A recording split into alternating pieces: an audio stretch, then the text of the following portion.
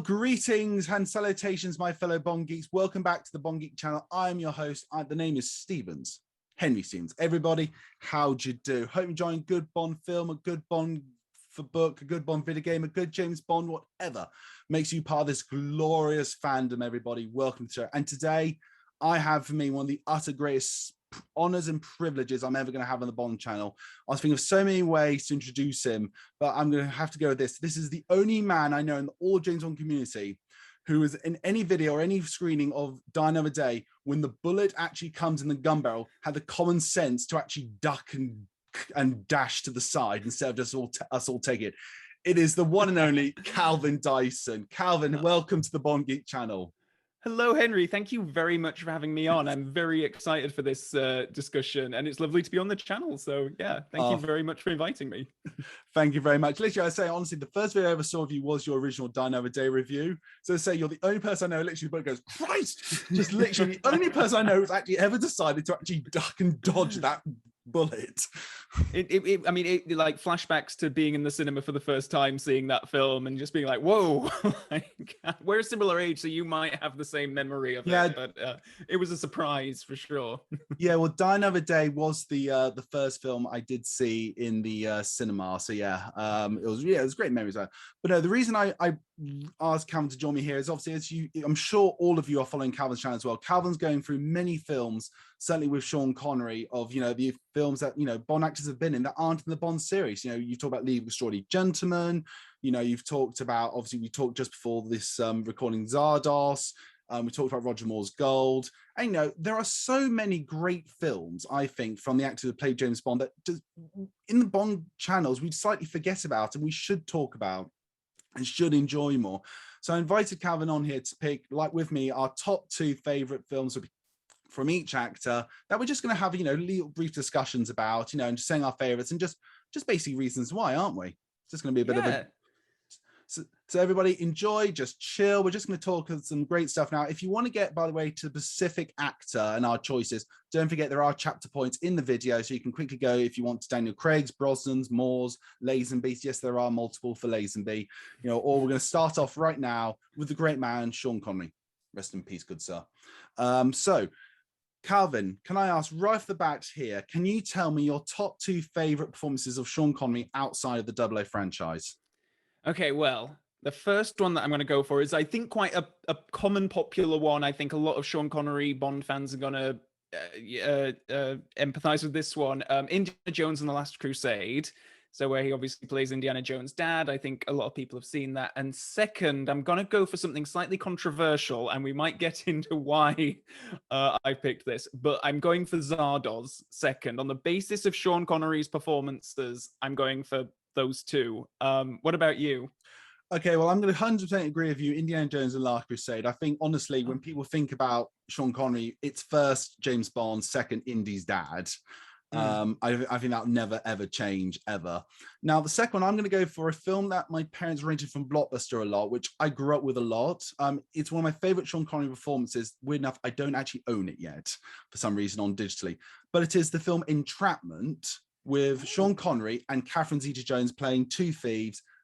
Came out in 2000. It was just, for me, it had that lovely Sean Connery twinkle in it. But let's start with Indiana Jones. I honestly, I'm not surprised any of us have not, surprised we haven't said Indiana Jones, because, let's face it, Sean Connery is just as much, he is Indy's dad. Oh, he's brilliant in that, and it's such a good comedic but still actiony performance, and I think that's what I like so much about it. Like, I think you summed up actually really well in the intro about kind of appreciating what the Bond actors do outside of the series. And I think Connery, maybe more than any of the others, kind of, or at least I thought of him with this reputation of being like a proper like action man, action hero, like doing nothing but action stuff and action roles. And really, there's a lot of more kind of interesting drama stuff, comedy stuff, sci-fi stuff. There's all of these different kinds of genres that he so well embedded himself in. And I think that is a perfect example of him in a really great comedic part, and one that was, because know that in some of the behind the scenes stuff, Spielberg and George Lucas were initially kind of looking for him just to be James Bond, and like in Indiana Jones's dad would just be this James Bond incredible agent kind of character. But Connery kind of brought in a lot of like, oh no, I want to do this a bit funnier, a bit quirkier.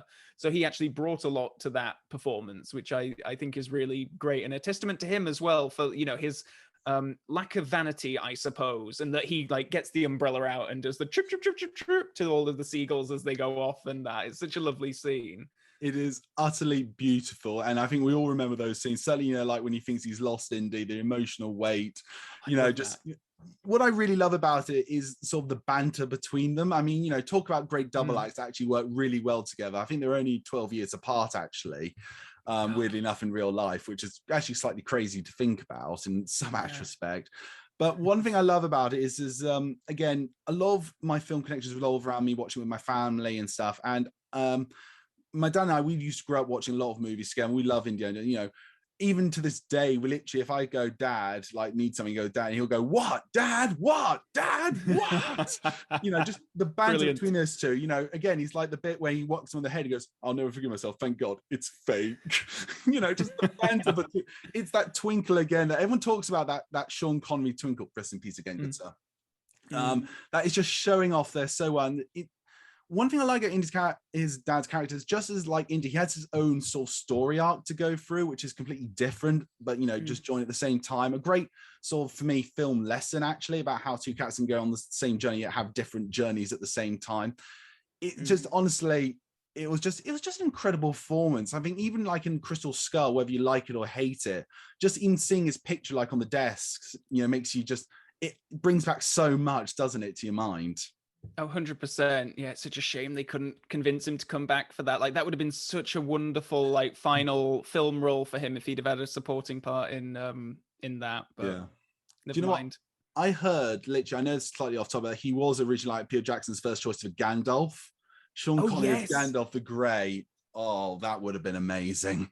They wanted him for Gandalf. They wanted him for Dumbledore. They wanted him for Morpheus. What's his name? Morpheus, in the Matrix, and he turned it all down.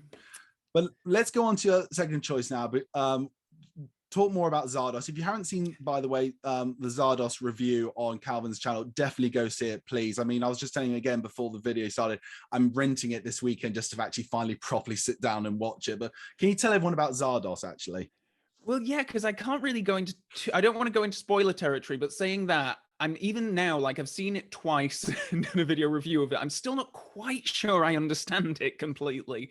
So as a film, like, I was thinking about this, like, we're talking about performances and, because I was thinking like, well, obviously The Rock, I love The Rock as a film. I think it's a great action film. I think Connery's fantastic in it. But when it comes to his acting, something about Zardoz, like the fact that he, again, it's that lack of vanity. He puts on this red nappy mankini thing and does it so seriously, even though he's having to say and do the most ridiculous things in that film. He does it with such a great conviction that I can't help but admire it. Like, he just kind of devotes himself to that role, even though it is this really odd film and lots of very trippy stuff going on.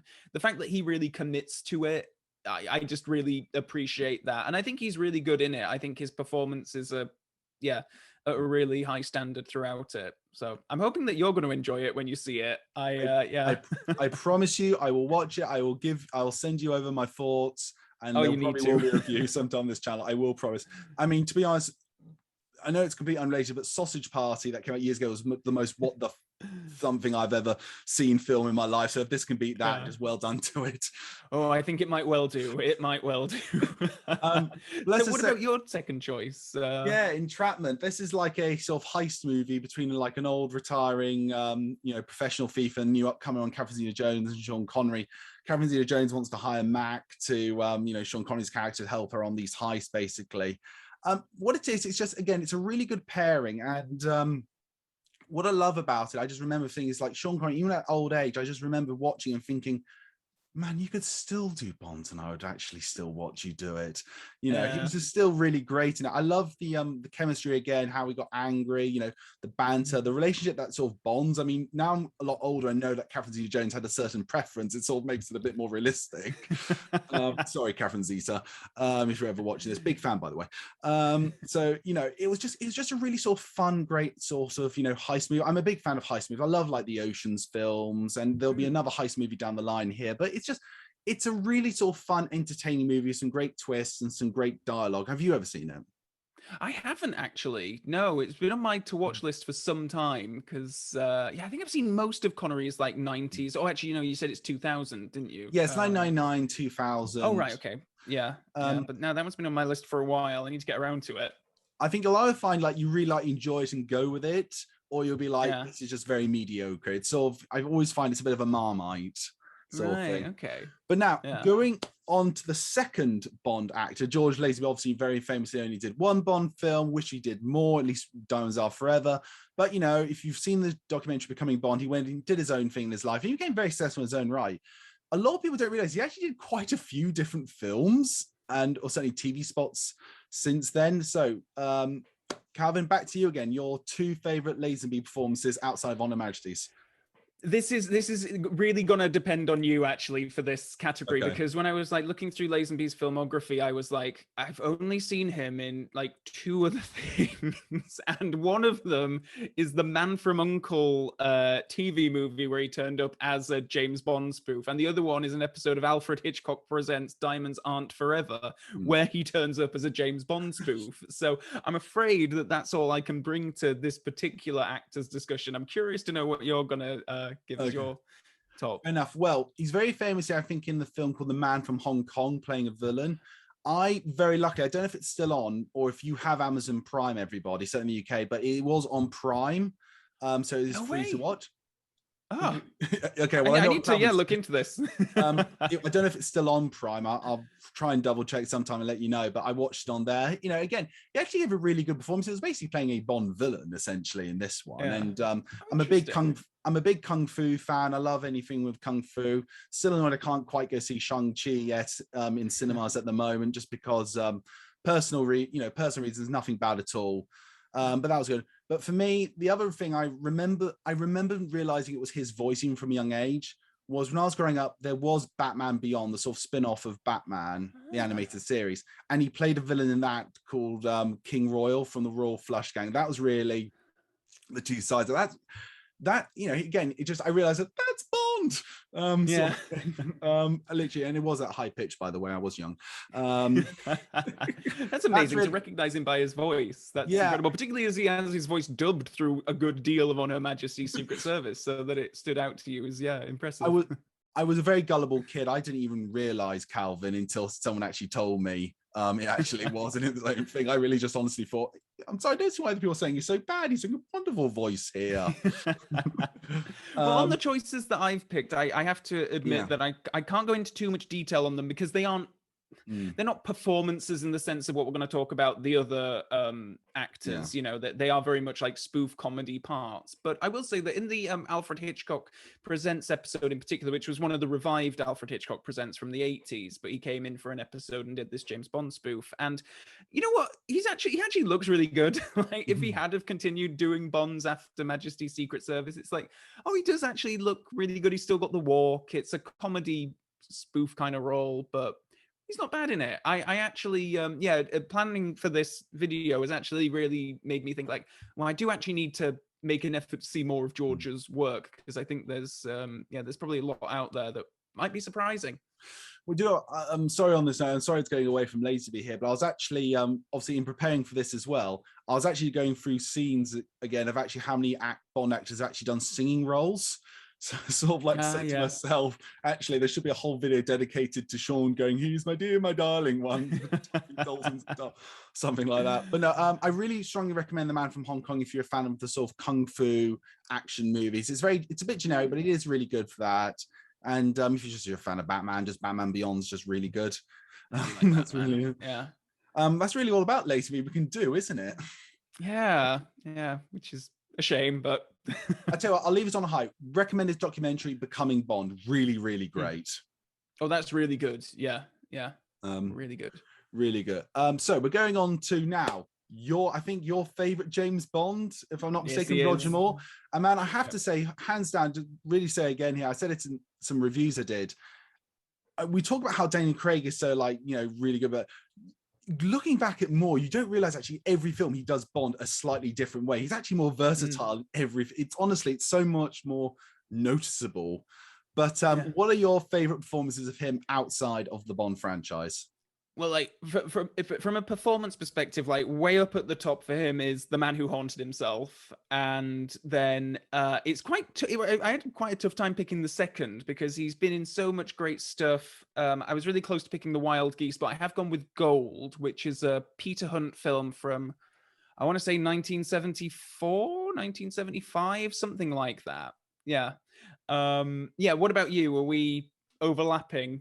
I'm afraid not in any way, shape, or form here.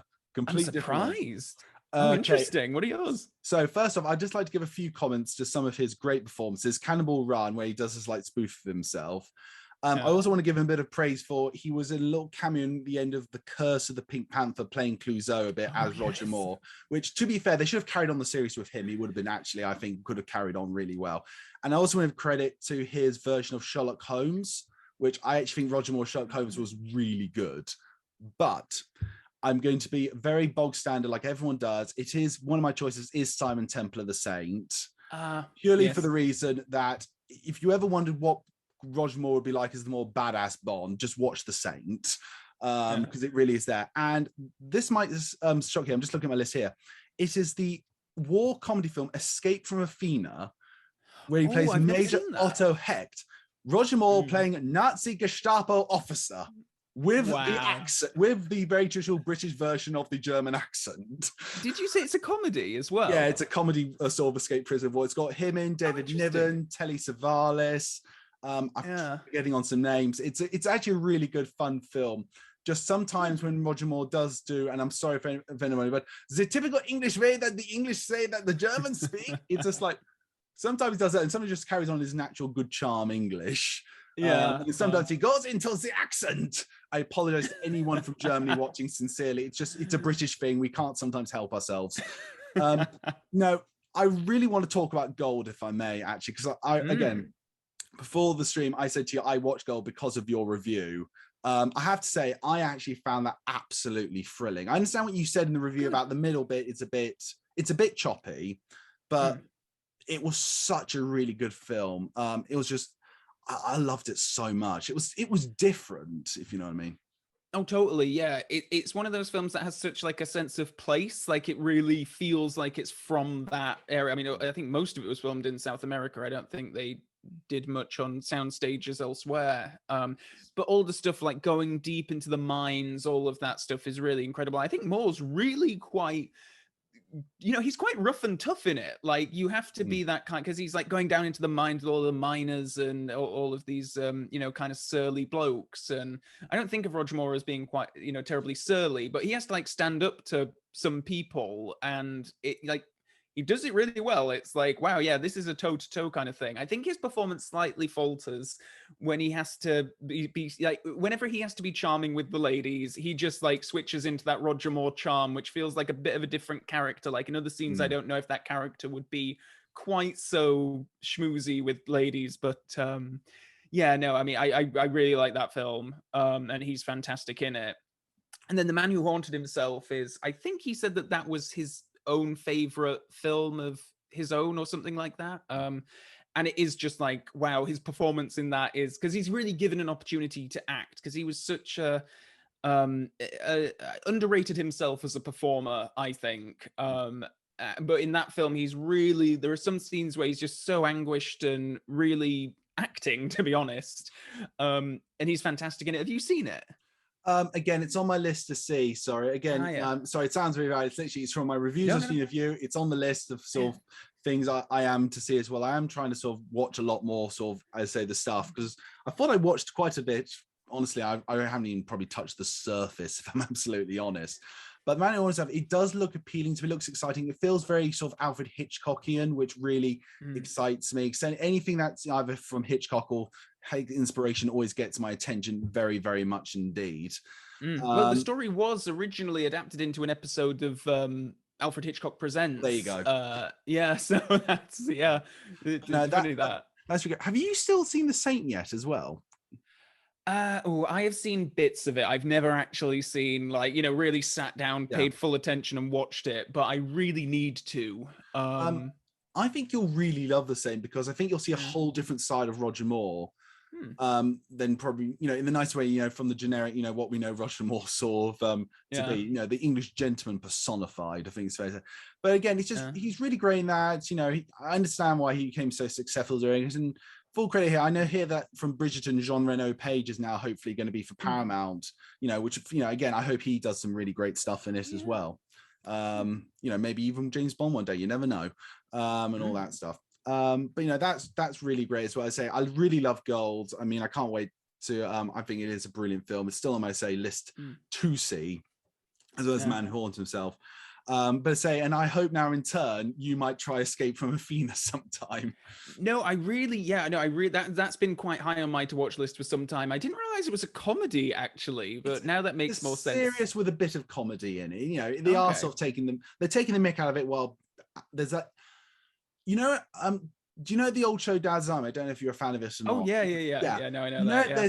There's a serious sort of line in it, but at the same time with the comedy on top, similar to that, I'd say.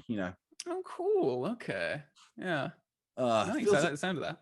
All right, we're going to go on to Dalton. Obviously, Timothy Dalton. I think one of the most versatile. Again, great actor. He's done so much work outside it. For me, this was actually really hard to choose which one to go with. I have a theory. I think I know one of your choices, and it involves the phrase, and that's how the cookie crumbles. Are we talking about Hot Fuzz with that? Oh, yes. I think this is one that everyone has at the top of their list. He's so good in that. Because I agree with you. He's such a versatile actor. But when I was looking through his filmography to pick out what I'd seen and everything, I was like, comedy. Despite his quite dramatic reputation, his filmography is quite, it's full of comedies, really. Which is why my second choice is actually Looney Tunes Back in Action. Which I applaud you, sir, for going there. I applaud you. I really am applauding you.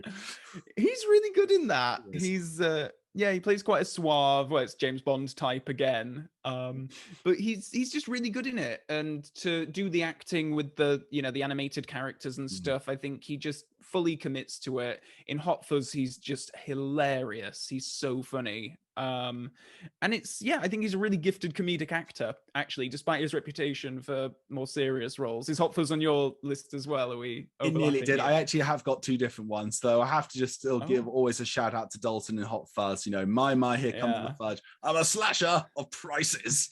It was just, clearly, obviously, Simon Pegg and Frost were Bond fans galore because of Dalton, then Brosnan in The World's End. Great choices. But no, for me, on a serious note, I am a massive fan of the show Penny Dreadful. So here's Dr. Malcolm Murray, playing off again with Bond alumni Eva Green, playing through the whole Jekyll and sort of, Dorian Gray characters and vampires. Well, it was really great for me, and he had a great sort of story arc in that. I don't know. I just, there's every now and then there's a show that just really grabs you, and I think I came into it knowing that Dalton and Eva Green were in it, so that's what really brought me into it. But again, he gave such a performance. I very nearly went on with Doctor Who, just for his pure speech at the end. For Gallifrey, for victory, for the end of time itself. So tempted just purely for that. But no, I decided to go proper classical here with the greatness of his moustache, playing Prince Bran in Flash Gordon. I just couldn't resist. I couldn't. Every time I see it, it was like, that's Dalton. Seriously, of all people, Dalton. But what a moustache! What a prestigious moustache, sir. I need a moustache. Can you believe I've never seen Flash Gordon? It's one of my biggest movie sins. I need to see that. I can honestly believe it, because there is I meet more people who haven't really seen it, because they know that it's so so sort of over the top can be very stylistic, I suppose. It's like it turns off a lot of people. It's interesting. What stands out, because when everything else is so campy about it and so like sort of 1950, he's been so serious with it. I mean, that Shakespearean side is coming out so hard in this. You know, even him swearing to the people is like, it's just, it stands out, but it's so brilliant at the same time, honestly. I know we try to say Hot Fuzz and Looney Tunes back in action. Thank you so much for bringing up Looney Tunes back in action, because I'm not going to say it's a perfect film, but it's honestly great fun. It's enjoyable, and just I can't help having a great time with this. And as you say, he just brings a slight level of classness to it again. Totally. And I think I know Space Jam is the one that is obviously, it's got the sequel. It has a lot of people have a lot of fun nostalgia for it. And I was certainly like, I wasn't a kid when, well, I must have been about 14 years old, something like that, when Looney Tunes Back in Action came out. So I saw it much later in life. So I have no nostalgia for it, but it's better than Space Jam, I think. I think it's like, I think it works quite nicely as it's a Joe Dante film. I think he's great. He just packs it full of Hollywood references, Looney Tune cartoon references, all that kind of stuff. It's yeah, I think it's great. Absolutely 100% on that. It really is. I think it is a terrific, it is a fun, sort of fun, great Looney Tunes live action movie. It really is. Yeah, I do have the fondness for Space Jam. I haven't seen New Legacy yet. Just honestly haven't heard great stuff about it. Personally, nothing against the film at all. Just, you know, it's just not quite doing it for me. But again, other roles he's done, obviously, you know, it's in Cromwell, Wuthering Heights, Lion in Winter? Or was that? No, that was Connery, I think. Oh, okay. Brenda Starr, that was the one I was thinking about. Right, yeah. I remember hear that's kind of notorious, isn't it? Yeah, that's all I'm saying is thank God that he Living Daylights became available. Well, this is what I mean, like, about his filmography. It's like Beautician and the Beast. Yeah. There's one which I saw, which I'm dying to see now. I think it's called like Saltwater Moose or something like that, and it's like it's about two kids and a moose, and Timothy Dalton's in it, and I'm like, interesting. I think the pitch of that was, we just want you here just so we can pretend we've got some class. No, yeah, exactly. He is. I think he's just always fantastic every time I see him here. But we're now going to move on to our childhood James Bond now. You know, we're both kids of the 90s. It's Brosnan's era. It's throw everything in the kitchen sink and then turn it in, and then for some reason turn the most beautiful cars in the world invisible. I still want to know who decided that, honestly. Who said, see this most beautiful car in the world here? We're going to turn it invisible. Yeah, that's a great idea. Okay, what else do you think should add to this film? Oh, kite surfing a tsunami, clearly. But no, we are talking about Pierce Brosnan. I think a guy, personally, his films have really had a mixture of up and downs, but there are some real great crackers in his filmography. Calvin, I come to you right now. Tell me your favorite Brosnan films you've picked. Well, this was the hardest one of the bunch, I think, and I don't know if that's just because I've probably seen more Pierce Brosnan films than I have any of the others. But yeah, I mean, he's had some real ups and downs in his career. But my number one pick for him would be the Thomas Crown Affair, the remake with him and Rene Russo in it. And then my second pick, I'm going for a supporting part that he has here, but I think he's really good and kind of underrated in it. The film's called The Ghostwriter. It was released in the UK as The Ghost, and he plays well, basically he's playing Tony Blair.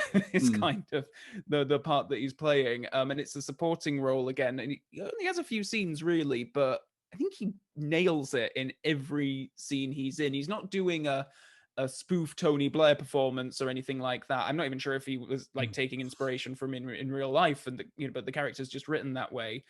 But he's really good in it. And in the Thomas Crown Affair, I don't think I've ever seen chemistry as electric as between him and Rene Russo in that film, which just makes it like he plays this, he's a very Bondian sort of character in a way, like this playboy, and he's very rich and all this kind of stuff. But their chemistry together, the romantic tension, all of that is just insane. It's brilliant. Thomas Crown Affair, his version, hands down, one of the most rewatchable films ever. I don't know, maybe it's just the time period or something, just without a shadow of a doubt. The Ghost or Ghostwriter, I think it's an amazing film. This is very bad. I mean, you have full permission to tell me off here. Literally, you can actually tell me off live on the internet here. Because of the director, I just feel it's slightly like, I feel like I'm supporting him if I'm watching his film. I know it's unconsiderable, but you know, it is a great film. I have seen it times in the past. I can't fault you on your choice. It is the most nail-biting, tense things, just not knowing anything about the characters in a weird way while knowing so much. It's an amazing film. Again, I have two different ones from you. Okay. And it was, I would like to say for the record, I very nearly did put Thomas Crown Affair on. I even nearly decided to put Mrs. Doubtfire on just for his sort of his secondary part in that. He's good in it though. Was just whenever I think of that film, I just can't help thinking about that. You know, the bit he's jumping off in the pool, just Mrs. Doubtfire, at least you go, look at that, Lydia, that's good liposuction. I can't stop thinking about that now. That whole bit with him. But you know, it's very. But no, my two choices were a volcano movie he did with Linda Hamilton called Dante's Peak. I'm seeing you nodding there. You know the one I'm talking about. Love it. In my opinion, better than the other film Volcano. Really great story, action, just everything about it firing off cylinders. A more recent one, when I say recent, I think, it did come out in 2012, so it's in Paris recent. The film did not get really great reviews, did not get really done, but I really like it. It was called The Love Punch. It starred him. Oh. Huh. Have you heard of the film or seen? Yeah, but I did not think. I thought you were going to pick the November Man on that basis, but I haven't seen Love Punch, so I'm curious to know what your thoughts on it are. Well, November Man again, absolutely amazing. By the way, also for the record, Taylor of Panama, even very young Daniel Radcliffe in that alone, just really great as well. I haven't seen that one yet. That's been on my list for a while. Look. You'll be shocked by Taylor of Panama then, honestly, just how such of a different. If you ever thought you'd ever see Pierce Brosnan as a slimy character, that's Taylor of Panama. Interesting. Huh. Sorry, I'm praising this. No, Love Punch for me, it's a old school sort of comedy heist movie. It's an old retiring sort of divorced couple. They still sort of see each other a bit at social functions. They've got two best friends played Timothy Spall and Sia, trying to get them always back together. His money gets stolen, therefore the pension. So they do a sort of heist. They have to come back together to a heist to sort of steal back their pension, and they get their friends involved as well. So it's cool. Pierce Brosnan, Emma Thompson, Timothy Spall, Celia Imrie. If you like old school sort of like I'm talking about Ealing Studio and that sort of just like carry on sort of side of things, it's the film for you. If not, I completely understand. For me though, even though my parents aren't divorced or something, it is so obviously my parents and our parents' best friends doing a heist together. I've watched it with all of them together, and even they admitted, yeah, this is us if we're pulling a heist or something. It really is. It has that sort of taken on a whole bit of a different level for me. But I just enjoy it. Again, the chemistry between Pierce Brosnan and Emma Thompson, it's wonderful to see on screen. Extra bits by Timothy Spall and Celia Imrie. You get to go through all of France. It's really nice to watch. It's an old school caper. Yes, it's probably not the greatest film he's ever done, but it just has a bit of a slight connection with me, really. Oh, interesting. I didn't realize it was kind of like, capery kind of thing. I remember seeing the advertising because I remember seeing Pierce Brosnan and Emma Thompson in a romantic. I think it's quite a romantic. Yeah, they think they were advertising it quite romantically. And well, the subplot is will they get back together? Will they not get back together? Sort of thing in it. But I suppose in a sense it was just a different way of doing a heist movie. If that makes sense. It was just something a bit fun, a bit different. A lot of people I know will be screaming saying, how dare you, Henry, how dare you put like this above Taylor of Panama or the Thomas Crown Affair? But I'm just saying it's just my thing. But let's talk about Dante's Peak here, because I say you nodding your head with that I'm sorry, was nail biting. I remember watching it as a kid. Oh, no, same. I loved it. I haven't actually been back to it in maybe about 10 years now, I think was the last time I saw it. But so much better than Volcano, as you say, the other Volcano film from 97, I think it was, wasn't it? Yeah. And he's really good in it. Like he's doing great. He's one of those like traditional kind of disaster films where, a bunch of characters are set up and then they're kind of picked off one by one, but he's the lead and it's him and Linda Hamilton and the kids and, he's fantastic in it. He can really, lead that. Yeah, absolutely. And say, going back to yours, if I may, again, we've got the Thomas Crown Affair, and I'm sorry, I'm being very, very bad here. Sorry, what was this? The Ghostwriter, or the Ghost, depending on. Again, really terrific roles. To say, what I loved about those two very much, well, certainly more Ghostwriters. Again, it showed a completely different side of what Brosnan could do, which I think, honestly, any actor, even including Craig, that we'll get to in a minute, they sort of get pigeonholed a bit. Like once you become Bond, you do this sort of thing, and it's always nice. I see when they do almost like, I think was it the Matador where he played like the that was such a radically different thing. I was like, well done for doing that. Honestly, well done indeed. And is that the one with him and Greg Kinnear, or am I thinking of something else? I always get it mixed up. Really There's one with. I can't really remember if I'm absolutely honest. I think is it After Sunset or something That's like with that? Salma Hayek. That's with Salma Hayek, Don Shida, and Woody Harrelson. Oh, okay. Actually, Naomi Harris actually is in there as well. Actually, I always forget that. Oh. Huh. Another heist movie. Actually, he seems to like heist movies. Yeah, there's definitely a theme here. And I'm not going to say. I'm sorry. I know we're really going on about Brosnan, but there's so many. I really want to give credit. Say, as you said, to November Man, to Evelyn, which he also made his own self, which was really terrific as well. He's done a great lot of stuff. Yes, there has been some doozies, but he's done some IT. Yeah. Have you seen that? Him shouting at his. Oh, I haven't seen Butterfly in the Wheel. I was excited about that. I had him and Gerard Butler in. I was so excited for that. Sorry, I know it's off topic. I say Gerard Butler, a bit of a fan here. Ever since I saw him in like Phantom of the Opera and Tomb Raider 300, I thought this man, every time I see him, he's like just doing something I love. But now we've got to move on to Mr. Craig now. I know I'm a bit like you. I keep saying the latest, newest James Bond. For God's sake, it's been 15 years. I know it's been like more than half your life, Henry. Oh, where's the cardigan? Where's the cardigan? But no, he is the current latest Bond before we get our new James Bond, which, by the way, I still think they might say who's the next James Bond next year to mark the 60th. Well, that's me slightly hoping. Here's for Henry Cavill. I'm in that. I know it's popular to say, but I've got like other choices as well. I've got tons of other choices. Oh, sorry, that came up there. Apologies, that came on screen here. But no, your favorite Daniel Craig performances outside the franchise? Well, really high up at the top for me is Knives Out. Definitely, I love that film. I love him in it. I think I'm so happy there are sequels. I think he's just I wouldn't have had him down as like doing such a characterful performance. Like, I think he's almost doing like character actor kind of stuff with Benoit Blanc in that film. But as like a modern day Hercule Poirot going off and different mysteries in each film, I think he's a great character to kind of go around all these mysteries. The second film I've picked purely based on performance and not so much whether I like it or not, because I think he's brilliant in Layer Cake. I'm not that big a fan of the film, but I think that he is brilliant in it. And I think when you watch that, it is just like, God, this is his Bond audition. Like they're like those shots. Have you seen it? Layer Cake, yeah, I did actually. I think I got it on DVD when it came out, and oh wow! I think literally, I think it was around my birthday the DVD came out, and I was really high on like Lock, Stock, and Snatch, and I heard this was like a similar vein or something. So like, I got it there. I got it there. I love your two choices are absolutely fantastic. Benoit Blanc, certainly Knives Out. Hearing that Dave Bautista is going to be Knives Out too, it's just going to be fun to see those two so together. Excited. On that note, Mr. Hinks, great henchman, so misused. Yes, 100%. 100% on that, but no, I suspect foul play. CSI Kentucky. That was good. That's the only line I could do. I think, as you say, Daniel Craig's performance in that was terrific. My choices again, different actually to yours. Can't fault yours in any way, Tom. We're going to talk about Knives Out and Layer Cake so much detail, but for me, number one is actually his villain in The Adventures of Tintin, Sakharine.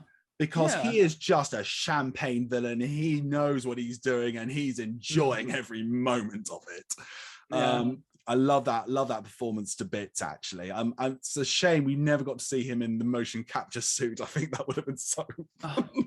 That would have been brilliant. That must exist on some behind the scenes snippet somewhere. I've checked everywhere. I bet there was in the contract no photos of me in this suit or something. Because it was only on it for like 2 days filming. So God, is that all? Yeah, because literally, jeez. I mean, Spielberg said literally the film took about a month to shoot. He literally could just like film something, move on, like change the back. It was crazy. God. Really sad. So, and the other one is from 2008. Again, him putting on a voice again. He seems to do that so quite well. But it's a film I really love called Defiance, about some Jewish brothers who saved a lot of Jews into the woods and looked after them. You're nodding your head, I see. So you know that film.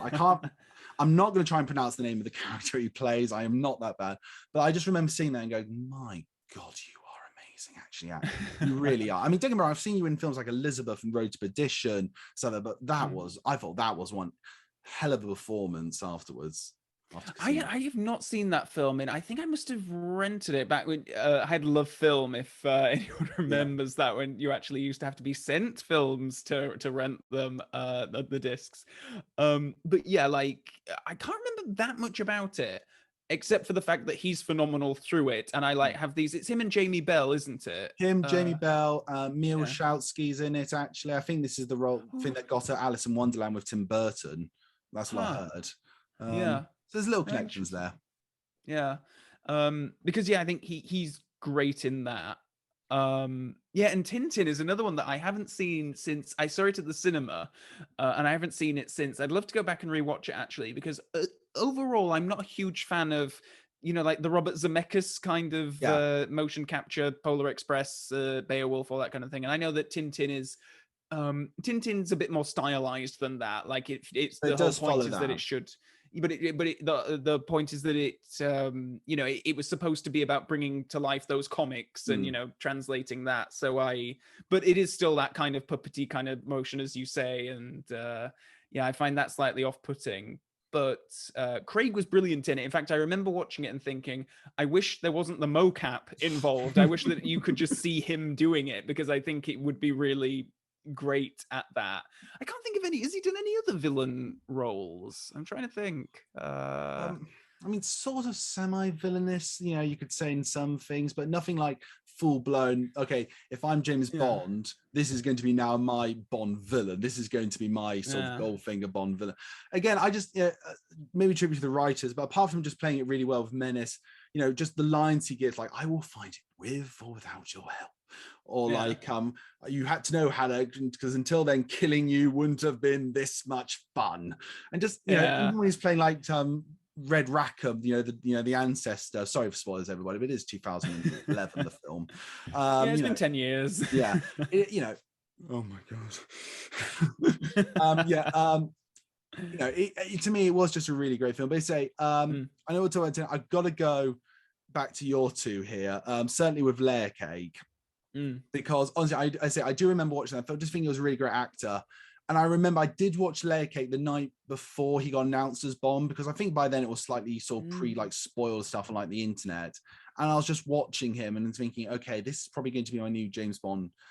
I'm going to be honest, I was one of those people at the beginning who honestly thought this isn't Bond really. He's a great actor, but I just don't see him as James Bond. It was only really actually until the teaser came out I thought, now I get it. Now I'm seeing it. I mean, even when they released the picture of him in the hunk form, I still didn't quite see it. It was only till saying, but again, he was just terrific in that film. He really, really was. No, he's great in it. And like I said, I only saw it recently, actually. I didn't see it at all when it first came out. And I remember, I think it was the DVD came out, and then he got announced as Bond, and then all of a sudden the DVD cover changed, and it was him there with a gun, like in very much the 007 pose. It's like, interesting. Coincidental, purely. Exactly. Like, I'm not a huge fan of that kind of, the Guy Ritchie, London gangster kind of stuff. It's just not my genre, really. And it is kind of that. It's a bunch of geezers and all this kind of stuff. But like I said, I think that he does really shine through. He was definitely my favorite. Well, no, actually, I think there's quite a few other good performances in the film. But I think he just, really stands out. And like I say, it is just like, oh, wow, I can see how you would watch that and think, well, I always thought that was the film that Barbara Broccoli watched that got him the Bond role. But then I was watching Being James Bond, the documentary, and she cited another film. Yeah, Elizabeth. Elizabeth, that was it, yeah. And I was like, oh, wow, huh. I still think it probably was Layer Cake that sort of clinched it, but I suppose in the back of her mind, like, this is maybe the next person. And to be honest, I mean, with respect to Barbara, we hear one thing from one thing and then we hear something else another. She is a bloody genius film producer, and I do use that word genius, but sometimes I think depending on the story, it does slightly change. But then saying, Barbara, it'd be a pleasure to meet you one day, really sincerely. But no, and going, if I will, back to Knives Out, I was honestly, pre-Knives Out, I wasn't really a fan of Rian Johnson as a filmmaker. I thought Looper was terrible. Again, my personal opinion. Last Jedi, Last Jedi is Last Jedi. In my opinion, I know you don't know this, Calvin. I take it from this film. Last Jedi is what I call a spectre from the Bond series itself. where the bits that are good are the highlight, the best of the series. You can't get any better. The worst is without a doubt the worst of the series. Sorry, I've slightly lost you here. Oh, I can see there you. we go. Okay. Okay, it's back again. So as I was saying, and the bits that are bad are like the worst in the series. And I sort of nicknamed that from then on a Spectre. So The Last Jedi was, if you will, a Spectre. So I went into Knives Out thinking, okay, you know what? Come on, I know this is wrong. I probably won't, but I got to see Craig doing this accent. Yeah. I absolutely adored this film. It was literally crazy. And my family, I'm the only one in my family who actually likes Daniel Craig as James Bond. It's not like by any means our favorite, but you know, even they were going like, wow, you know, just, you know, it's the same guy did Last Jedi, really? You know, so it really was actually quite a sort of well, I think Knives Out was so, the phrase I think is a breath of fresh air in cinema, actually, and really played around with stuff. I completely agree. It was so nice to go. I think at that point I was really franchised out. I think the last few cinema visits I'd had were all like, you know, Marvel films or some kind of franchise, something or other. And I was just like, oh, it's just really nice to go into a cinema, see a original murder mystery, not you know, as much as I liked the Kenneth Branagh Murder on the Orient Express, I've seen the original film. I've seen the David Suchet version of that. It's like, I know what happens. And it's, I guess it's like Shakespeare. You just redo them with new actors, even though if you know the story, you know the story, so what? But it was great to just sit and experience a contemporary murder mystery with funny bits, and it didn't take itself too seriously. I really appreciated that and loved it. And he's great in it. Like, I would say that he's definitely the star of the film, but he's not the main character. I would say that's Anna Darmus. Like, she's the like the audience surrogate. She's the one that we're supposed to be empathizing with. But he's still brilliant in it. Like, you can see why his name is still, you know, top billing and all that. And the accent's fun. I know it annoys some people. I think it's quite all right, but then I'm not American, so maybe if you know, if I was from the South, I might think that this is, you know, ridiculous. But I think it is okay. I don't know. I mean, for me, it was all right because I don't know if you see, but I've seen Logan Lucky where he played, you know, like, was it Joe Bang with the voice as well. So for me, it was like it was more, if you will, a tamed down version of that.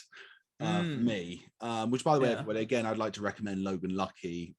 Again, no great, and you know, Craig just having great fun with that as well. Actually, I'd say of all actors, actually, I know this might sound blasphemous to others, but I think he has the most versatile roles outside of the Bond franchise. I mean, maybe some would like disagree with that. You might say no, Connery did, or maybe more did, but for me, like, maybe because I've grown up a bit, as you say, we've grown up with Craig, we've seen his films outside of it at the same time. It just feels to me he's so much more versatile. He's had a lot of chance to do more versatile things. What do you think about it in general? Well, I think that, because I only saw the Being James Bond documentary a couple of days ago, so maybe this is just fresh in my mind, but it was really interesting when he talks in that about how he was kind of happy being a character actor and a supporting player and all these kinds of things in his career pre-Bond, and that he was an actor, he wasn't a star necessarily, and now he is a big movie star, and I think there is a distinction between those terms, and he's both, actually. I think Barbara Broccoli says that in a documentary as well. She's a fantastic actor and a movie star.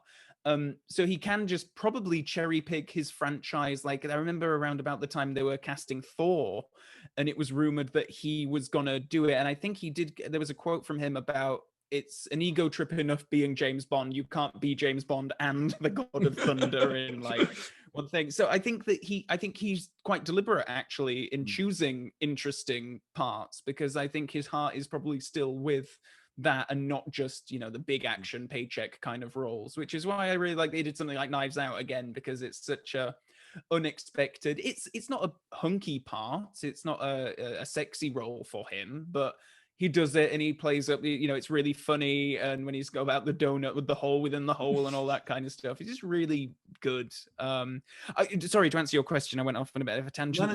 No, please carry on. I think Connery might slightly win for me in the versatility aspect, just because I think I've seen more examples of him in various different genres, whereas Craig, Craig's been in a lot of different genres. I guess I've seen Connery in, from Marnie to Zardoz to The Rock to Last Crusade to all these different things. And I feel an I idiot feel now. I feel an idiot. I forgot about Marnie. I feel no, really I know. bad. I was really close to picking that. But yeah, I think he's really good in that as well. Yeah, But yeah, I think it is either Craig or Connery. I think I'd have to look at their filmographies next to each other, but it's yeah. those two quite With, solidly. do you know what? I was actually thinking. I was trying to look back at what was like the first thing I saw Daniel Craig in, because I was actually trying to think about it. And I think I've narrowed it down to two actually.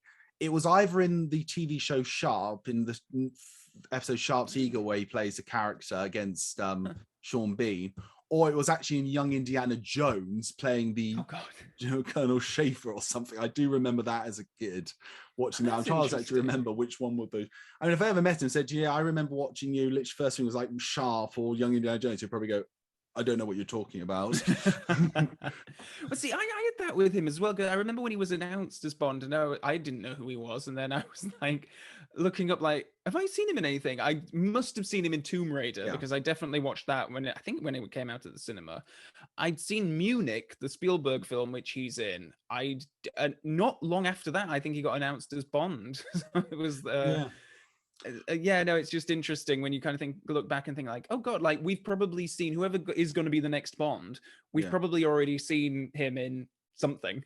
And it's going to be weird, like looking back and thinking like, oh wow, yeah, that guy. I think it's really exciting in that respect. I mean, again, it's like I think this was about this is young when I was about 11 or like no, what was age? No, it was about 16. I think it was after Cinerelle. My mum actually, because my mum and dad actually quite into their movies and TV as well, not to say my level and stuff, but my mum actually bought Remington Steele, so actually I finally got to watch Brosnan as Remington Steele as well. Actually, oh cool! I've never seen it. Yeah, you'll see if you watch it, you'll see. Yes, that's why they chose him as Bond. It really is. I think it's like a bit like similar to Roger Moore and the Saint. It's very obvious that this guy could be. I think the same way people felt like, sorry to go back to Henry Cavill, like people saw Man from U.N.C.L.E. and thought, okay, now I see it. Yeah. But no, everybody, look, sorry, that is the end of our sort of discussion. I think we've talked about a plethora of, I think, quite frankly, amazing movies. I think I've got films from you, Calvin, that I'm definitely going to sort of add to my list and sort of tell you about myself watching. I think I've given you a few as well to consider watching. A good few, yeah. I'm surprised actually. Sorry, just to interrupt your wrap up here, because I think when I was like typing up my things coming into this, I was like, we're going to say the same thing. And I think it's a testament to the actors that for the most part, we overlapped a couple of times. Not that much, certainly not as much as I expected we would. And I think that's, really interesting. The one I think, I was just looking through the list as well, just what we're saying. I think the one actually we only have actually overlapped on was Indiana Jones and the Last Crusade, actually. Apart from that, we've had... God, right. Huh. I'm just looking through it because obviously Lazenby, obviously I did, we talked about a few. More, obviously I had The Saint and Escape from Athena. Dalton, Dalton, Brosnan and Craig, we had different ones on. It was just actually Dr. Henry Jones, really. God, I'm stunned, yeah. Oh, wow. And again, it just adds to your point, the testament of the variety of roles that everyone has played, really. I just really want to say just a couple of things just before we end up here. Number one, I'd like to extend an invitation to all other Bond channels and podcasts out there. You've seen me and Calvin talk about some of these roles. Why don't you do a video yourself, even if it's after the release of No Time to Die, due to hopefully come out September 30th, please. Please. And why don't you discuss as well your favorite roles outside the franchise as well, everybody? Someone did actually message me saying, does Never Say Never Again count? The answer is no. I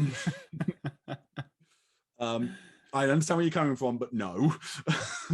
And that one of the main things. Second of all, I'd like to really thank Calvin for coming on here. Honestly, without sounding too gushy, to say you were the first YouTuber I really watched. I remember starting to watch you, just pre-Skyfall. I've watched you ever since then. It's a real honor and a privilege to finally do a video with you, Calvin. Oh, that's so kind of you. Thank you so much. Because I've been enjoying your videos as well of late. So I'm, so this is quite charming and nice for me, actually, to come and have this conversation. So, it's one of those conversations where you forget that it's, recording. Yeah, I know. It really has been fantastic. And as always, everybody, Calvin, I know they know how to find you, but can you please just tell everybody, if for some reason they do not know, where to find you, please? Sure thing. Well, here on YouTube is the best place to find me, which if you just search Calvin Dyson, that's the name of my channel, so you can find me there. And then yeah, if you search my name on Twitter as well, I'm quite active on Twitter these days. So those are the two main yeah, outlets for me, I suppose. So yeah, just search my name on either of those and you'll find me.